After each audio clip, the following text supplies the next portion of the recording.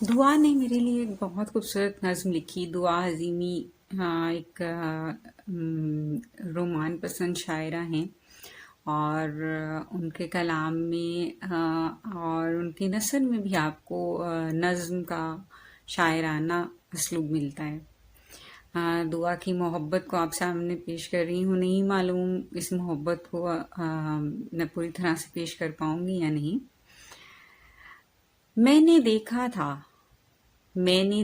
تھا اس کی آنکھوں میں نے سورج طلوع ہونے کی بشارت تھی. میں نے دیکھا تھا شمع کے پگھلنے کا نظارہ. میں نے پھٹتے دیکھی تھی کرنوں کا لہروں سے ملاپ. میں نے دیکھا تھا جل پریوں کی کہانی حقیقی نہیں ہے. تم اس مثالی تصور سے باہر نکل آؤ. دیکھو کتنے سورج سرے دوپہر ڈوب جاتے ہیں. کچھ صبحیں دیر تلک آنکھ نہیں کھولتی. کیونکہ ان کے سورج کسی اور جگہ طلوع ہو جاتے ہیں، شاید کسی دوسرے سیارے پر جہاں زندگی کی رمق دکھائی دیتی ہے.